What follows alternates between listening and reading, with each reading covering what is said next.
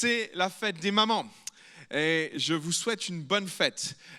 Peut-être que vous êtes un peu comme moi, un peu sceptique sur la profondeur de cette fête, parce qu'il y a quand même des enjeux commerciaux derrière qui nous dépassent par moments. Cela dit, ce que nous disent les Écritures, et c'est bon de le rappeler, c'est dans les 10 commandements, mais il nous est dit « Honore ton père et ta mère ». Aussi, peut-être... Aujourd'hui, fêter la fête des mamans est une chose, mais je trouve que ça a tellement plus de sens d'honorer nos mamans et de pas forcément attendre une journée particulière pour leur dire qu'on les aime, certes. Mais j'irai un peu plus loin parce que les Écritures sont assez remarquables là-dessus, puisqu'on retrouve que 2 fois dans l'Ancien Testament « Honore ton père et ta mère ». Mais lorsqu'on regarde dans la totalité des Écritures, c'est plutôt dans le Nouveau Testament que ce verset se retrouve, et on le retrouve plus de 5 fois, voire 6 fois dans le Nouveau Testament. Aussi, même pendant la grâce, ce n'est pas la loi, mais c'est la grâce aussi que d'honorer ses mamans et ses papas. Son papa et sa maman, pardon, parce qu'a priori... Mais du coup, je voudrais vous encourager ce matin à honorer votre maman. Amen. Et du coup, c'est intéressant de trouver peut-être une raison particulière de les honorer. Et ce matin, je voudrais souligner un point important dans ce que nous devons reconnaître chez nos mamans. Et s'il y a bien une qualité que je voudrais mettre en avant qui me semble tellement important, c'est le courage. Et le titre de mon message ce maman, c'est « Maman courage », parce que je crois qu'au milieu de nous, il y a plein de mamans courage. Et des mamans courage, vous allez le voir au travers de la réflexion que je vais vous apporter, il faut être une maman courageuse. Il faut être une maman qui va se battre pour élever ses enfants, qui va lutter par moments pour leur permettre de grandir dans de bonnes conditions. Et c'est ce que je voudrais mettre en avant au travers du témoignage de Marie. Et Marie, lorsque nous pensons à cette maman, nous pensons à bien des choses. Et peut-être je voudrais commencer par une réflexion autour de Marie, parce que Marie a été une maman courage dès le départ. Peut-être bien des mamans pourraient être d'accord avec moi que nous n'avons pas besoin de connaître le nom de ceux qui ont écrit les évangiles pour comprendre que ce sont des hommes qui l'ont écrit. Parce que si Marie avait pu s'exprimer sur ce qu'elle a vécu dès le départ dans sa grossesse, je pense qu'elle nous aurait dit plein de choses, Marie. Elle aurait pu déjà nous dire, écoutez, à l'époque, c'était pas si simple que d'être enceinte et fiancée à un homme dont il n'était pas le papa. Pas simple. Pas simple dans sa propre famille, pas simple dans son propre village, pas simple. Et peut-être, si Marie avait pu s'exprimer là-dessus, merci Seigneur pour la grâce que tu me fais, mais c'est quand même compliqué. Pas simple aussi, et vous allez le comprendre, parce que peut-être vous allez devenir parent, peut-être vous l'avez été, ou il y a un petit moment, mais comprenez, quand on est parent et qu'on attend un bébé, on prépare tout. Et j'imagine, et je pense que toutes les mamans sont comme ça, elles pensent aux couleurs de la chambre, le couleur du lit, le couvre-lit, le doudou, tout qui va avec. Peut-être à un autre niveau, Marie était peut-être un peu comme ça, vous voyez, avec son fiancé, peut-être ils se sont dit avec Joseph, s'il te plaît, prépare-moi un beau lit, t'es charpentier, tu dois me faire quelque chose de magnifique. Tu peux même mettre des décorations, des sculptures sur ce lit et on mettra notre bébé dedans. Et j'imagine Marie se projeter à fond et là, comprenez ce qui se passe. Il y a un édit de Rome qui arrive, César Auguste qui déclare qu'il y a un recensement et là ça bouleverse tous les plans, parce que si peut-être le docteur avait dit à Marie, le docteur entre guillemets, vous m'avez compris, avait dit à Marie, mais Marie, il faut que tu te reposes, tu es dans ton 9e mois. Marie, pendant son 9e mois, va faire 150 km à dos d'âne. Et je vous laisse imaginer, vous mamans, qui peut-être dans votre 9e mois, vous étiez peut-être fatigués, vous attendiez qu'une seule chose, c'est de voir la frimousse de votre bébé. Et là, on vous dit, alors que vous êtes proche de votre terme, va faire 150 km. Et ce n'est pas nos belles autoroutes, et ce n'est pas non plus le TGV, c'était des routes par moments chaotiques. Et puis alors, réfléchissez à la chose, parce qu'à l'époque, il n'y avait pas e-booking, hein. Il n'y avait pas non plus le téléphone. Donc Joseph, Marie font 150 km, ils arrivent à Bethléem. Moi, je ne suis pas étonné que Marie, dans la foulée, elle ait accouché, la pauvre. 150 km, imaginez-vous la tête de cette maman, après avoir parcouru 150 km, arriver à Bethléem, peut-être qu'elle a rompu les os en arrivant à Bethléem. Non, mais il y aurait de quoi, enfin, comprenez. Bien souvent, quand on veut faire accoucher un bébé, on dit, allez marcher un peu. 150 km. Donc ils arrivent à Jérusalem, ils arrivent à Bethléem, ils sont tous les deux là. Marie est épuisée, elle n'en peut plus, peut-être que le travail a commencé, les contractions sont là. Moi je me rappelle quand notre fille aînée est arrivée, mais j'étais dans un stress, j'étais plus stressé que la maman. J'allais plus vite qu'elle, j'imagine Joseph, il voit Marie perdre les os, Marie dit, vas-y Joseph, va me trouver quelque chose, je ne peux plus bouger. Puis Joseph, forcément, il va courir partout, il va aller dans les hôtelleries, il va voir à droite, à gauche, puis on le sait, il n'y a pas une chambre de libre. Génial. Et j'imagine le stress monter dans Joseph qui sait que sa femme va coucher sous peu.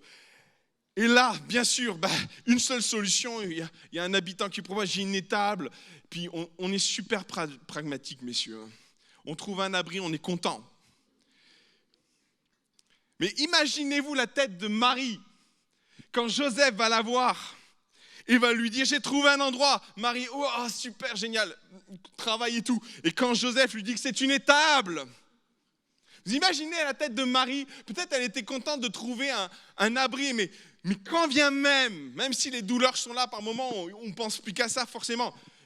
Moi je me rappelle que quand même ma femme avait une bonne dose de réalité, quoi. Si je l'avais amenée dans une étable tout en ayant des contractions, ça n'allait pas bien se passer, hein. Bon, j'imagine la tête de Marie avec ses contractions, Joseph qui l'amène à l'étable, et là, à l'étable, et Marie, j'imagine, mais à l'étable, et puis j'imagine Joseph en train de dire, mais le propriétaire m'a promis qu'il allait changer le foin.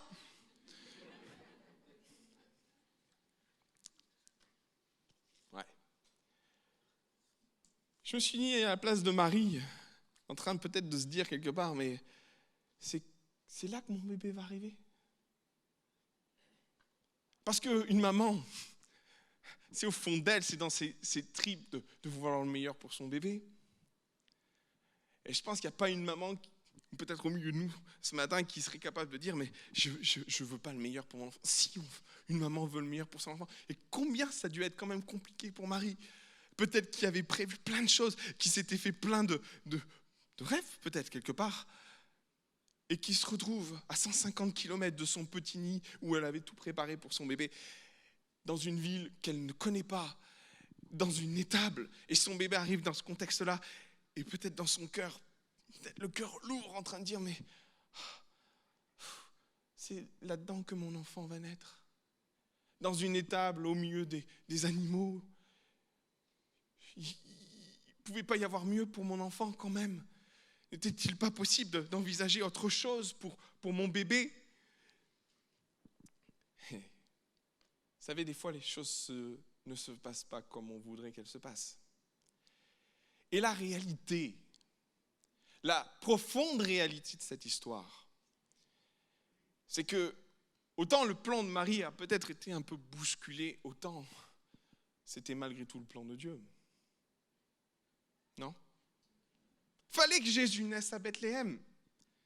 Et il fallait qu'il revête une condition d'humilité. Il ne fallait pas qu'il naisse dans un palais, il ne fallait pas qu'il naisse dans une maison confortable, ce n'était pas l'objectif. Et je vous dirai une grande vérité ce matin. Si Jésus était né dans une maison comme la plupart des enfants naissaient à l'époque, nous ne parlerions peut-être pas de cette naissance aujourd'hui.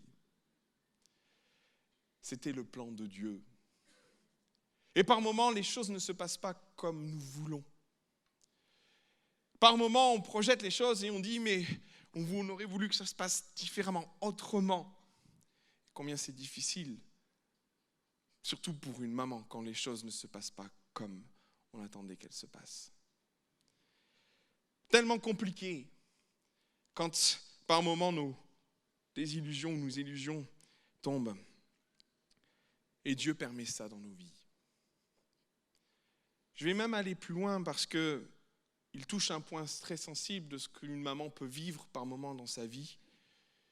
quand une maman à la naissance peut perdre aussi son bébé. Et combien c'est dur et combien il y a de questionnements autour de ce départ. Et ce matin, je n'ai pas un message de consolation réellement à vous donner, mais j'ai peut-être une explication à laisser sur votre cœur, et c'est ce que dit Ésaïe chapitre 57, verset 1er, on va le mettre. Et j'ai mis 2 versions pour bien comprendre les choses. Le juste périt et nul n'y prend garde. Les gens de bien sont enlevés et nul ne fait attention que c'est par suite de la malice que le juste est enlevé. Et j'ai préféré la version Summer parce qu'elle est beaucoup plus claire. Des innocents périssent. Et peut-être une maman et tu as perdu ton bébé à la naissance. Mais nul ne s'en soucie et des hommes de bien sont enlevés sans que nul ne prenne que les justes sont enlevés pour éviter le malheur à venir. Il y a par moments le plan de Dieu, même dans le fait de perdre un enfant au départ. Aussi dur que cela puisse paraître, et parce que les choses des fois ne se passent pas comme nous voudrions qu'elles se passent, Dieu nous laisse un message, une compréhension de pourquoi l'innocent est enlevé. Et le mot qui est employé, c'est pour éviter le malheur à venir. Alors ce n'est peut-être pas une consolation, et je ne viens pas avec ce verset pour consoler ce matin, parce que celui qui console, c'est le Seigneur. Et peut-être au travers de sa parole, il y a déjà une compréhension de pourquoi. Mais je veux croire aussi que Dieu ne veut pas se limiter au pourquoi, il veut guérir aussi. Et peut-être il y a des mamans pour qui les choses ne se sont pas passées comme on aurait voulu. Et ma conviction, c'est que Dieu aime les mamans et sait aussi restaurer leur cœur. Il sait et il veut restaurer leur cœur. Amen. Maman courageuse. Deuxième aspect que je voudrais partager ce matin, il est en lien avec un passage encore de Marie. Quelques années plus tard, nous sommes 12 ans plus tard, Jésus et ses parents viennent au temple. Et c'est la tradition, le texte dit, c'est la tradition, il fallait que Jésus rentre dans une nouvelle dimension spirituelle. Il avait 12 ans cette fois-ci et il pouvait rentrer dans le temple et aller un peu plus loin dans sa formation. Et tout se passe bien jusqu'au départ de Jérusalem. Joseph et Marie descendent à Jérusalem, ils passent le temps qu'ils avaient besoin de passer à Jérusalem, puis il est temps de repartir sur Nazareth. Et là, dans ce contexte-là, les parents de Jésus, Joseph et Marie, sont persuadés qu'il fait partie du groupe. Ils sont persuadés que leur fils est dans le groupe, ils sont descendus en groupe de Nazareth à Jérusalem, et là c'est tout un convoi, et Joseph et Marie sont persuadés que leur enfant est là. Aussi, ils ne se posent pas trop de questions lors du moment de départ. Seulement, pendant le voyage, ils se disent, on va quand même essayer de retrouver Jésus. Et pendant le voyage, ils se rendent compte que Jésus n'y est pas. Ouais. Il n'y est pas. Et quand ils s'aperçoivent qu'il n'y est pas, ils vont chercher et ils vont perdre une journée pendant le trajet. Et quand ils réalisent que Jésus n'est pas dans le groupe, ils décident de retourner à Jérusalem. Et une fois à Jérusalem, écoutez-moi bien, ils vont chercher Jésus pendant 3 jours. Moi, quand j'ai lu ça, je me suis mis à la place de Joseph et Marie. J'ai cru devenir fou. Alors, je ne sais pas si vous êtes comme moi, mais 3 jours sans savoir ce qu'est devenu votre enfant, il y a de quoi être inquiet. Même il y a de quoi devenir fou. Fou d'inquiétude. Mais où est-il ? Qu'est-ce qui s'est-il passé ? Où il a dormi ? Où il a mangé ? Qui il a récupéré ? Qui s'en est occupé ? Parce que là, à l'époque, il n'y avait pas de téléphone. Il n'y avait rien. Quand votre enfant était perdu, il était perdu aussi. Quand Joseph et Marie rentrent sur Jérusalem, ils retournent à Jérusalem. Le terme est fort. On va passer à la vignette suivante. Le mot est fort. Quand Marie... C'est Marie là qui s'exprime. Quand les parents virent Jésus, parce qu'ils vont le retrouver au bout du 3e jour, ils vont le retrouver au temple et ils vont le voir au temple. Ils furent saisis d'étonnement. Et sa mère lui dit, tu m'étonnes aussi. Et sa mère lui dit, mon enfant, pourquoi tu agis de la sorte avec nous ? Voici ton père et moi, nous te cherchions avec.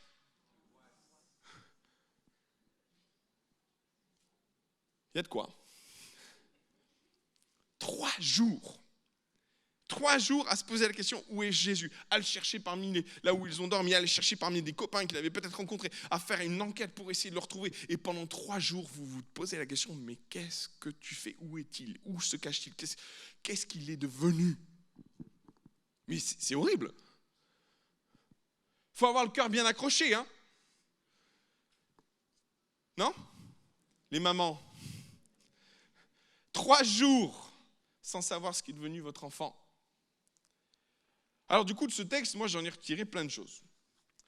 La première, et peut-être vous allez vous reconnaître là-dedans, souvent j'ai eu dit à mes filles, mais qu'est-ce qui t'est passé par la tête? Et vous voyez que Marie a quelque chose près. Mon enfant, pourquoi as-tu agi de la sorte? Je ne sais pas, c'est quelque chose qui nous arrive à tous, parents, d'un moment donné, de se retrouver avec un comportement, une attitude de notre enfant qu'on ne comprend pas. Aussi, je me suis retrouvé souvent dans la situation, mais pourquoi tu as fait ça? Et avec le sentiment que votre enfant est bizarre. Je ne sais pas, vous reconnaissez là, parents?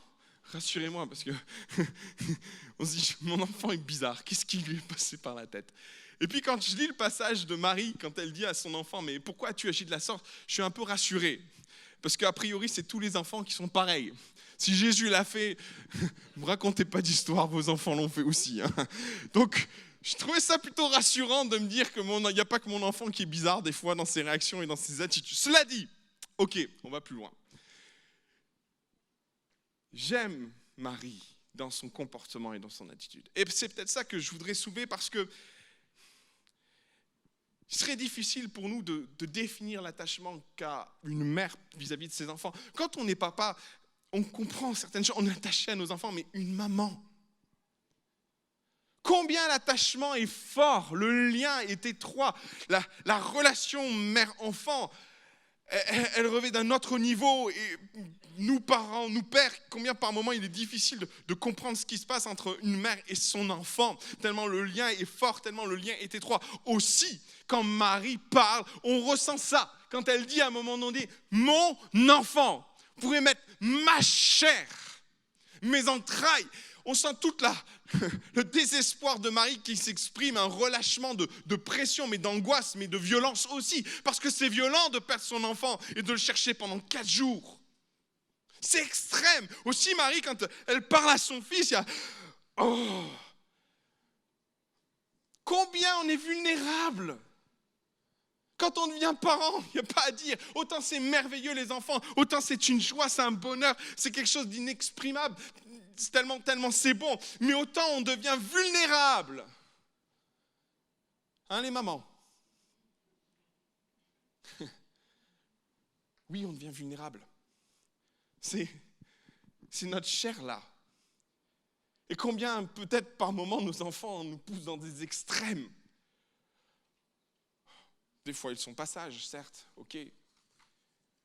Je me rappelle lorsque notre petite Colline, à un moment donné, on lui a suspecté une méningite. Et nous sommes allés à l'hôpital et alors que le médecin nous disait on suspecte une méningite, il va falloir lui faire une ponction lombaire. 2 ans. On est vulnérable, mes amis. On est vulnérable. Et nos enfants le savent. Hein? Et je trouve que Marie, elle a le juste équilibre. Elle vient, elle voit son fils, elle lui parle. Il n'y a pas un mot de trop. Et par moments, lorsque notre vulnérabilité s'exprime, elle déborde. Et ce qui m'amène à dire que pour être une maman courage, on a besoin de l'œuvre du Saint-Esprit en nous. Hein. On a besoin que le fruit du Saint-Esprit s'exprime pour être toujours calme. Quand notre vulnérabilité peut-être des fois a besoin de s'exprimer pour être toujours posé, pour avoir le témoignage qu'il faut toujours, pour ne pas avoir le mot de trop ou le geste de trop. Et je trouve que l'attitude de Marie est remarquable. Comprenez, c'était violent, perdre son fils et le chercher pendant 4 jours, sans savoir où il était, ce qu'il a pu devenir, sans savoir se dire qu'il a peut-être été enlevé. Tellement de choses peuvent passer dans la tête d'une maman et arriver en face de son fils et lui exprimer les choses avec tellement de justesse et lui dire, mais mon enfant, pourquoi tu agis de la sorte? Elle, quelque part, elle exprime quelque chose à son fils, elle exprime quelque chose à Jésus pour lui faire réaliser que c'est bien de prévenir aussi ses parents. Jésus est dans l'apprentissage, ne voyez pas un péché là-dedans. Jésus est dans l'apprentissage et Marie apprend aussi certaines choses à son fils. Elle lui dit, mais tu ne peux pas agir comme ça, tu dois nous prévenir, tu as 12 ans maintenant, tu dois nous tenir au courant. Et en même temps, et je trouve ça tellement beau que Marie, à la fin de ça, est étonnée de la réponse de Jésus. Elle dit, mais savez-vous pas que je dois m'occuper des affaires de mon père? Joseph et Marie sont un peu, oui. La Bible dit qu'ils n'ont pas forcément compris tout ce que Jésus voulait dire à ce moment-là, mais pourtant, il dit que Marie notait tout ça dans son cœur. Je veux nous encourager en tant que parents, et vous en tant que maman, à peut-être demander au Seigneur de nous aider à avoir l'équilibre. Dans l'éducation de nos enfants, il faut être courageux, il faut être à la maîtrise de soi pour être le meilleur témoignage pour nos petits. Amen. Et vous remarquerez que même grand, qu'il est bon aussi d'avoir la maîtrise de soi. Alors c'est bon pour toutes les mamans, c'est bon aussi pour tous les papas ce matin. Amen. Il nous faut du courage aussi, c'est mon dernier point ce matin, pour laisser partir nos enfants. Troisième étape, nous retrouvons une nouvelle fois Marie et Jésus, qui sont dans un contexte ô combien différent. 18 ans plus tard, Jésus et Marie se retrouvent au mariage de Cana. Nous connaissons ce passage par cœur, tellement on l'a prêché au mariage. Mais cela dit, nous retrouvons cette maman et ce fils à ce mariage. Et là, il y a une conversation qui va prendre place, conversation qui m'a souvent laissé dans l'interrogation, dans la compréhension profonde de ce qui se passe. Souvent, et c'est le texte, on va l'afficher dans quelques instants, ce texte a été assez énigmatique. Regardez, le vin ayant manqué, la mère de Jésus lui dit, et elle parle à Jésus, ils n'ont plus de vin. Et on a là, il faut vraiment comprendre qu'il y a un message subliminal qui est en train de passer. Vous savez, c'est ce genre de code qui passe entre une mère et un fils. Il y a une telle intimité entre une maman et son fils qu'il y a plein de choses qui passent. Et nous, on ne comprend pas forcément, mais visiblement, lui, Jésus a compris, et Marie aussi. Aussi, Jésus lui répond, « Femme, qu'y a-t-il entre moi et toi ? Mon heure n'est pas encore venue. » Verset 5, sa mère dit au serviteur, « Faites ce qu'il vous dira. » Je me suis souvent interrogé sur le fond de cette histoire. Qu'est-ce qui s'est passé ? Et j'ai lu plein de trucs dessus, puis je n'étais pas forcément satisfait. Et en me positionnant, et comprenez, dans le relationnel entre une mère et un fils, alors c'est compliqué pour un papa d'être une mère, mais on essaye quand même.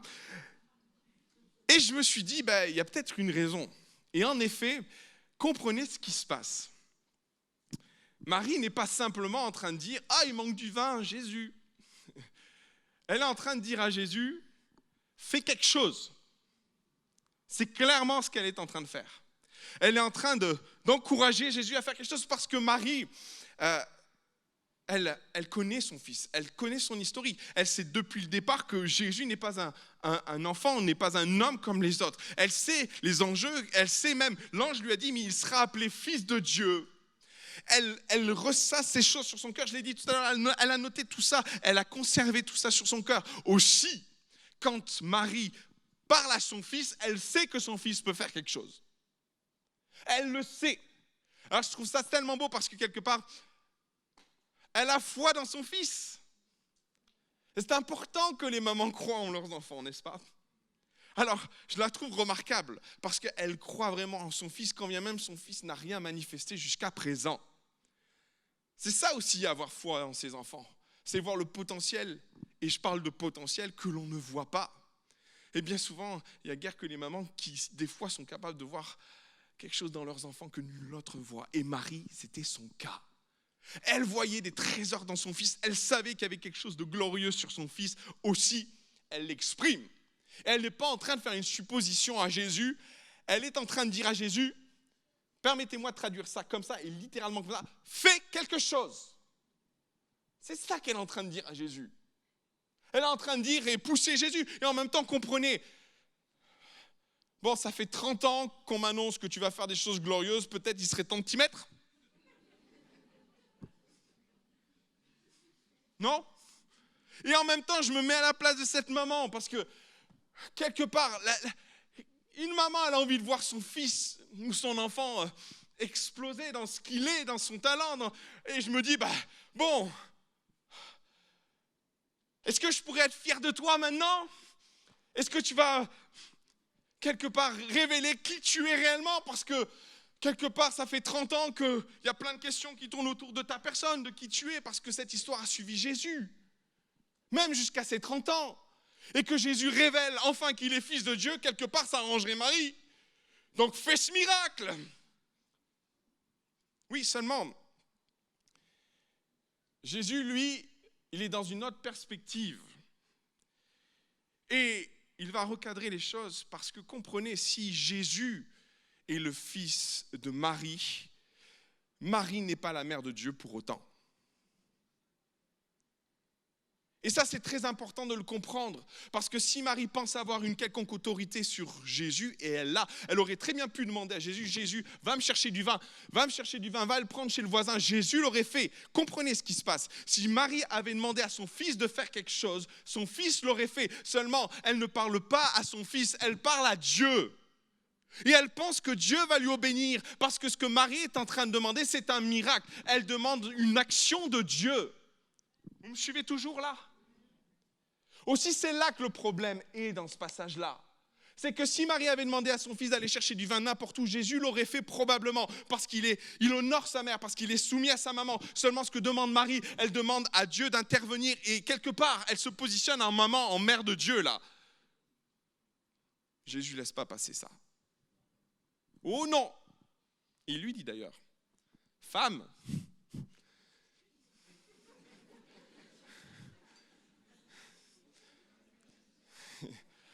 alors je vous rassure, parce que dans le contexte, c'était vraiment pas rude d'appeler femme, c'était même, il y avait un aspect très affectif. Mais peut-être pour nous, culturellement, femme. Ok. Femme, qu'y a-t-il entre toi et moi? Jésus replace les choses, il dit, mais Marie, je suis ton fils. Mais tu n'es pas la mère de Dieu. Et du coup, Jésus replace les choses dans leur contexte et il met Marie à l'écart d'une certaine façon par rapport à son ministère et ce qu'il est, parce qu'il est à la fois homme, il est à la fois Dieu, il est 100% homme, il est 100% Dieu. Seulement, Marie n'a pas autorité sur l'essence divine qui est en lui. Aussi, Jésus remet un cadre. Là, tu me demandes d'être Dieu. Tu t'imposes à moi comme une mère, or tu n'as pas autorité sur la personne de Dieu en moi. Et voilà ce qui se passe dans ce passage. Marie, sans le vouloir, est dans une forme d'ingérence. Ce n'est pas à elle de décider si Dieu doit intervenir ou pas. Ce n'est pas à elle de décider comment les choses doivent se faire. Ce n'est pas à elle et ce n'est plus à elle d'intervenir d'une façon aussi directe avec son fils. Aussi, regardez la réaction de Marie. Sa mère dit au serviteur, « Ok, faites ce qu'il vous dira. » Et Marie prend du recul dans l'histoire et laisse Jésus gérer les choses comme il l'entend, parce que Jésus est en directe connexion avec le Père qui lui ordonne les choses.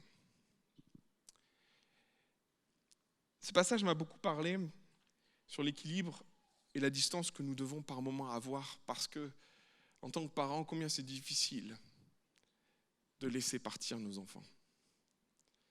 Combien c'est difficile à un moment donné de se positionner et de ne pas rentrer dans une forme d'ingérence. Tout à l'heure, nous en avons discuté avec les pasteurs et nous avons trouvé l'image tellement intéressante de dire que quelque part l'ingérence ou la gérance s'arrête au mariage. Il y a une belle symbolique, comme maintenant, laisse partir ton enfant. Et puis je vais aller plus loin dans la réflexion parce que involontairement, parce qu'on veut le meilleur pour notre enfant, par moment, dans notre façon d'agir, nous ne les amenons pas à suivre le chemin que Dieu veut qu'ils suivent. Vous voyez ce que je veux dire? Une ingérence, comme Marie pouvait le faire, amener Jésus dans une situation délicate.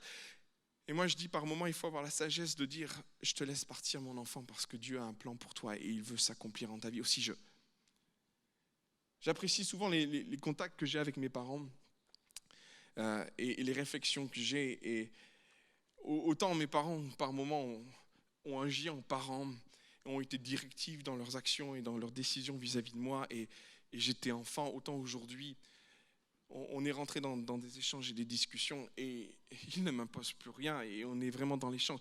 Et je trouve ça tellement pertinent qu'à un moment donné, il y ait ce juste équilibre relationnel qui fait que l'enfant ou l'adulte, parce que Jésus avait 30 ans, puisse enfin rentrer dans le projet de Dieu. Et je voudrais attirer notre attention parce qu'il faut du courage. Parce que j'entends encore les paroles de Marie résonner. Mon enfant! Oui, sauf qu'à ce moment-là, ce n'est plus son enfant, mais c'est le Fils de Dieu qui rentre. Et à partir de ce jour-là, le ministère de Jésus va prendre une autre ampleur. Et Jésus va rentrer dans le projet, le plein projet de Dieu pour sauver l'humanité, jusqu'à ce que Marie, même à un moment donné, accepte de voir son fils mourir sur la croix. Ça va très loin. Ce matin, je voudrais vous encourager, maman, à être courageuse. À un moment donné, comme Marie va le faire là dans ce passage-là, faites ce qu'il vous dira. Il est grand. Il est grand. Je vais vous encourager à élever vos enfants, à être ces mamans avec le juste équilibre, à être ces mamans revêtues du Saint-Esprit, revêtues du fruit de l'Esprit, pour être dans des justes mesures dans l'éducation de nos enfants. Maman, je vous inviterai à être courageuse, aussi quand les choses ne se passent pas comme vous voulez. Et à comprendre que peut-être par moment vous êtes enfant de Dieu, il y a peut-être un projet qui vous dépasse et qui nous dépasse bien souvent dans les décisions que Dieu prend pour nos vies. Que Dieu vous bénisse, maman. Maman courageuse. Amen. Seigneur Jésus, nous venons devant toi simplement. Et je voudrais prier pour toutes les mamans ce matin. Et dans mon cœur, comme je l'ai dit tout à l'heure, j'ai une pensée pour des mamans pour qui les choses ne seront pas passées comme elles auraient voulu que ça se passe. Je prie pour qu'un baume vienne se poser sur leur cœur ce matin. Et que pour qui, et pour celles pour qui les choses sont restées profondément ancrées dans leur chair au point d'en souffrir encore aujourd'hui, j'appelle la guérison sur les cœurs. Seigneur, viens bénir toutes les mamans ce matin. Viens les aider à être courageuses. Et nous, aide-nous à les honorer pour le courage qu'elles déploient sur nos vies. Des qualités de patience, de persévérance, d'explication par moment, d'échange. Merci pour les qualités que tu as mises dans les mamans, qui ne sont pas toujours dans les papas. Et nous te remercions pour cette différence et pour les qualités que les mamans apportent dans un foyer, dans l'éducation, et pour cet équilibre merveilleux que tu as créé au travers de la famille. Viens bénir toutes les mamans, les restaurer. Viens les relever si elles sont fatiguées, peut-être épuisées par la charge. Combien des fois elle est lourde et difficile. Tu es celui qui renouvelle les mamans. Tu es même celui qui guérit les mamans. Tu es celui qui les soutient, qui les porte. Que ton nom soit loué et béni, Jésus. Amen. Que Dieu vous bénisse. Et puis je pense au papa aussi. Dieu vous bénisse aussi. Bonne journée.